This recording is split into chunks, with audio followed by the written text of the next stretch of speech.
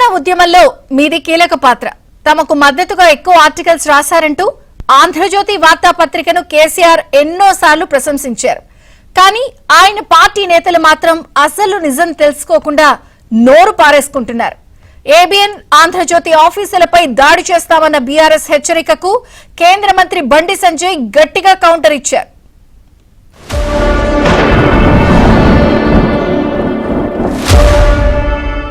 ABN Andhra Jyothi కార్యాలయాలపై దాడులు చేస్తామని BRS హెచ్చరించడంతో పోలీసులు అప్రమత్తమయ్యారు.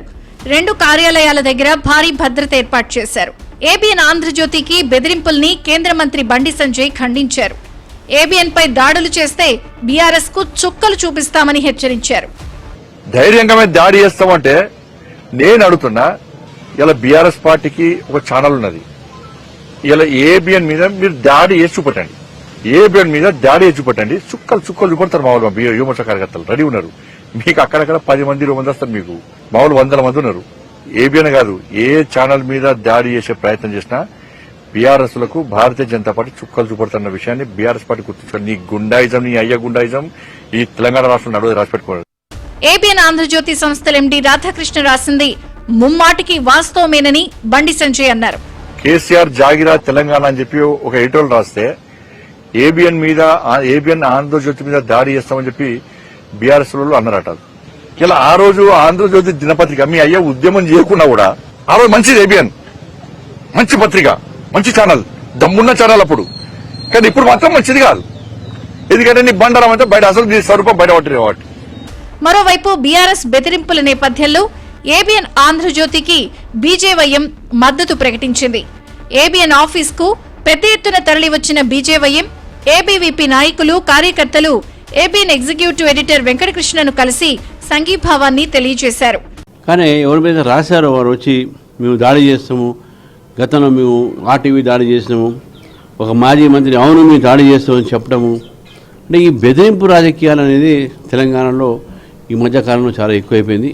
దీన్ని భారతీయ జనతా పార్టీ ఖండిస్తుంది.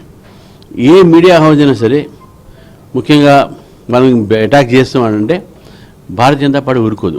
మేము మా యూత్ వింగ్కి మేము డైరెక్షన్ ఇస్తున్నాం. ఈరోజు ఏ మీడియా హౌస్ అయినా సరే ఏబిఎన్ మీద కూడా ఈరోజు దాడి చేస్తే బీజేపీ యూత్ వింగ్ అక్కడ అడ్డుకుంటుంది. ఏబిఎన్ న్యూస్ ఛానల్కి వచ్చి మా యొక్క సంఘీభావం తెలపడం జరుగుతూ ఉంది.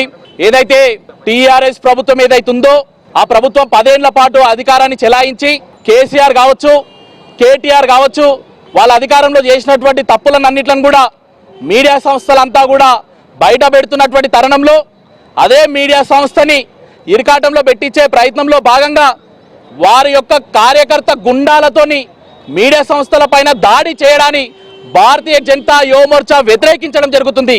నీ దగ్గర ఉన్నటువంటి కిరాయి గుండాలు కాదు మా కార్యకర్తలంతా కూడా.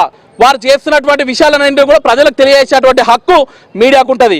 తెలంగాణ ఉద్యమంలోనూ టీఆర్ఎస్ ప్రస్థానంలోనూ ఆంధ్రజ్యోతి ఇచ్చిన మద్దతు గురించి ఏబిఎన్ ఆంధ్రజ్యోతి సంస్థల ఎండీ వేమూరి రాధాకృష్ణకు ఉన్న జర్నలిజం విలువలు, నిబద్ధతను ఉద్యమ సమయంలో కేసీఆర్ స్వయంగా ప్రశంసించారు. Definitely I agree. I sincerely agree. Since I am your friend and you are also my friend. And this is an open heart. అందరికన్నా నాకు సపోర్ట్ ఎక్కువ చేస్తూ వచ్చిన ఆర్టికల్స్ ఆంధ్రజ్యోతిలో వచ్చి ఎవరు రాసినా మీరు ప్రచురించారు. ఎప్పుడు అంతే చేస్తాం. అది మీకు ఒకసారి నచ్చితే ఒకసారి నచ్చదు. నాకు ఒక రైటర్ పేరుంది నాకు.